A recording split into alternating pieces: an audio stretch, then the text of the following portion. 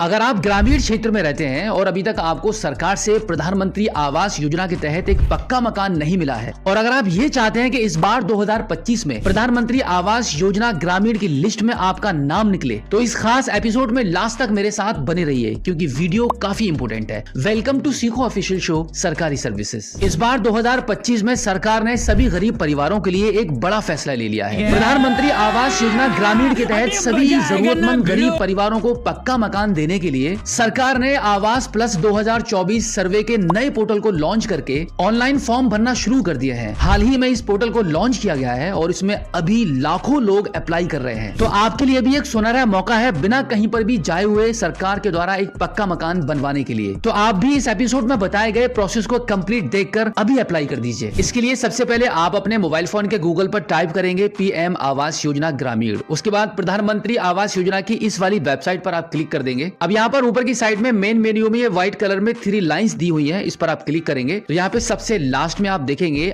आवास प्लस 2024 सर्वे, इस पर आप क्लिक कर दीजिए। अब यहाँ से पीएम आवास योजना में अप्लाई करने के लिए आपको अब 2 एप्लीकेशन इंस्टॉल करने होंगे, जिसमें पहला है आवास प्लस 2024 सर्वे और दूसरा है आधार फेस आरडी। तो अब आवास प्लस 2024 सर्वे वाले एप्लीकेशन को इंस्टॉल करने के लिए दिए गए लिंक पर आप क्लिक करेंगे। अब यहाँ पे डाउनलोड एनीवे कर दीजिए तो आपका जो एप्लीकेशन है वो आपके मोबाइल फोन के बैकग्राउंड में डाउनलोड होने लगेगा। अब यहाँ पे आधार फेस आरडी वाले एप्लीकेशन को भी इंस्टॉल करने के लिए लिंक पर क्लिक करेंगे तो आप प्ले स्टोर पर चले जाएंगे। अब यहाँ पे इंस्टॉल वाले बटन पर क्लिक कर दीजिए तो आपका ये एप्लीकेशन भी यहाँ से इंस्टॉल होने लगेगा। तो कुछ इस प्रकार से आपका आवास प्लस 2024 एप्लीकेशन आपके मोबाइल फोन में इंस्टॉल हो जाएगा। अब आप इसको ओपन कर दीजिए। अब आपकी भाषा को चूज करके डन करेंगे। अब यहाँ पे आपको कुछ परमिशंस को अलाउ करना होता है। सभी परमिशंस को अलाउ करने के बाद सेल्फ सर्वे वाले ऑप्शन को चूज करके आपके आधार कार्ड के नंबर को एंटर करके ऑथेंटिकेट वाले ऑप्शन पर क्लिक करेंगे। अब आपका आधार फेस आईडी जो दूसरा एप्लीकेशन था जो अभी आपने इंस्टॉल किया था वो ओपन होगा। अब यहाँ पे सभी परमिशंस को अलाउ कर दीजिए। अब यहाँ पे एक्चुअली आपके फेस को स्कैन करके ऑथेंटिकेट होने वाला है, यानी कि ई केवाईसी आपकी होने वाली है। तो अब यहाँ पे टर्म्स एंड कंडीशन को एक्सेप्ट करके प्रोसीड करेंगे। प्रोसीड करने के बाद कुछ इस प्रकार से आपका मोबाइल का कैमरा ओपन हो जाएगा। अब यहाँ पे आपको आपका फेस क्लियरली स्कैन करना होगा। कुछ इस तरीके से आपका फेस स्कैन होने के बाद थोड़ा सा प्रोसेस करेगा। अब आप देखेंगे आपकी ई केवाईसी सक्सेसफुली हो चुकी है और यहाँ पे आपके आधार कार्ड की कुछ पर्सनल इंफॉर्मेशन भी आपको शो कर रही है। अब आप इसको ओके कर दीजिए। अब यहाँ पर आपको 4 अंकों का एक पिन बनाना होगा। तो क्रिएट पिन में आपके मनपसंद 4 अंक को एंटर करेंगे और दोबारा से कंफर्म करके क्रिएट पिन वाले ऑप्शन पर क्लिक कर देंगे। अब इस पेज पर आपकी लोकेशन को सिलेक्ट करने के लिए आपका स्टेट, डिस्ट्रिक्ट, ब्लॉक, पंचायत और विलेज के नाम को सिलेक्ट करके प्रोसीड करेंगे। प्रोसीड करने के बाद आपके फॉर्म को फिल करने के लिए एड एडिट सर्वे वाले ऑप्शन पर क्लिक करेंगे। अब यहाँ पर एज पर आधार कार्ड आपका पूरा नाम एंटर करेंगे, यहाँ पे आधार नंबर एंटर करेंगे और यहाँ पे जॉब कार्ड का नंबर। अब इसके बाद यहाँ से जेंडर सेलेक्ट कर लेंगे एंड देन सोशल कैटेगरी में आपकी जो भी कास्ट है वो चूज कर लेंगे। अब यहाँ पे आपकी एज एंटर की जाएगी। मैरिटल स्टेटस पर क्लिक करके आप यहाँ पे अपना स्टेटस चूज कर लेंगे एंड देन यहाँ पे आप नेम ऑफ द फादर या हस्बैंड में से कोई एक ऑप्शन आपको चूज करना है। अब यहाँ पे आपका फादर नेम एंटर करेंगे, यहाँ पे मोबाइल नंबर एंटर कर देंगे। लिटरेसी वाले कॉलम पर क्लिक करके आपने जो भी एजुकेशन ली है उसके मुताबिक यहाँ से ऑप्शन को चूज कर लेंगे। अब आगे यहाँ पे ऑक्यूपेशन का कॉलम आ जाएगा, इस पर क्लिक करेंगे तो यहाँ पे काफी सारे ऑप्शन आपको दिख रहे हैं। तो यहाँ पर हम अपने अकॉर्डिंग एग्रीकल्चर वाले ऑप्शन को चूज कर लेते हैं। अब यहाँ पे आपका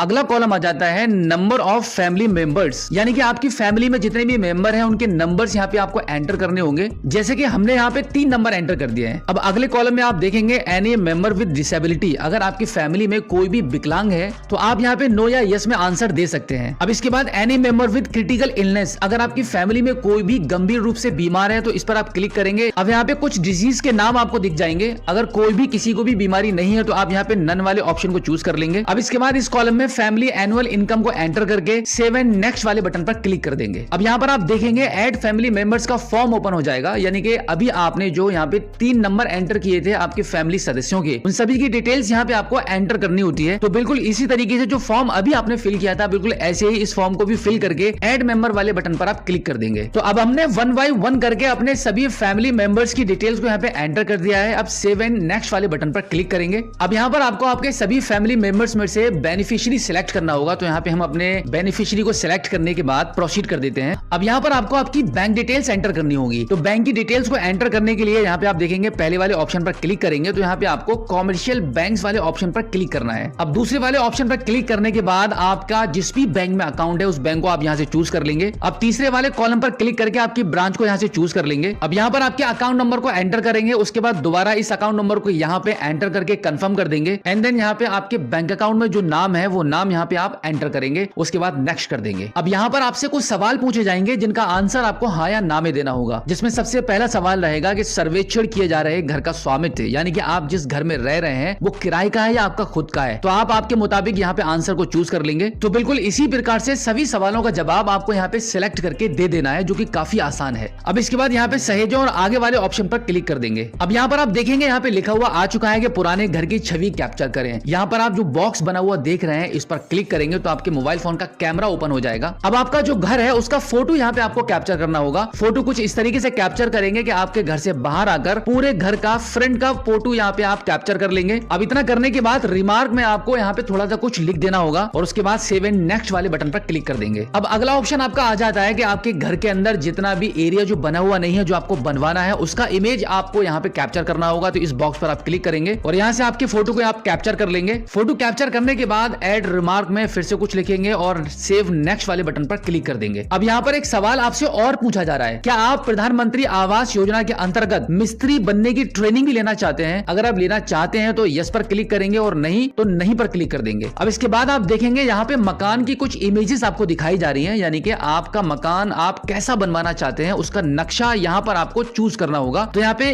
कोई एक इमेज को आप चूज कर लेंगे। जो भी इमेज आपको पसंद आ रही है कि इस टाइप के नक्शे का मकान आप बनवाना चाहते हैं तो उसको आप यहाँ से ऐसे चूज करेंगे एंड देन आगे बढ़े वाले ऑप्शन पर क्लिक कर देंगे। अब आप देखेंगे अभी आपने जो कंप्लीट फॉर्म फिल किया है उसका प्रीव्यू आपको यहाँ पे दिखाया जाएगा। आप एक बार अपनी सभी डिटेल्स को चेक कर सकते हैं और उसके बाद आगे बढ़े वाले ऑप्शन पर क्लिक कर देंगे। अब आपका सर्वे यहाँ पे कंप्लीट हो चुका है। अब आप इसको ओके कर दीजिए। अब यहाँ पे अपलोड सेव्ड सर्वे डेटा वाले ऑप्शन पर आप क्लिक करेंगे। अब यहाँ पर इस बॉक्स पर टिक करके आपकी डिटेल्स को सिलेक्ट करेंगे एंड देन अपलोड रिकॉर्ड वाले ऑप्शन पर क्लिक कर देंगे। अब यहाँ पे थोड़ा सा प्रोसेस होगा, आपका डेटा लोड हो रहा है। आप देखेंगे आपका रिकॉर्ड यहाँ पे सक्सेसफुली अपलोड हो चुका है। अब आप इसको ओके कर दीजिए। अब आप देखेंगे कुछ इस प्रकार से आपका पीएम आवास योजना के अंतर्गत आपके पक्के मकान को बनाने के लिए आवेदन कंप्लीट हो जाएगा और अब आपको आपके गांव की पीएम आवास की अगली लिस्ट के जारी होने तक का वेट करना होगा। सो आई होप अब आप अच्छे से समझ गए होंगे कि घर बैठे मोबाइल फोन के माध्यम से पीएम आवास योजना के तहत एक पक्का मकान बनाने के लिए आप आवेदन कैसे करेंगे। अगर आपका अभी भी कोई सवाल है तो इस एपिसोड के एंड में आप हमें फीडबैक के माध्यम से बता सकते हैं। आज के इस एपिसोड में हम बात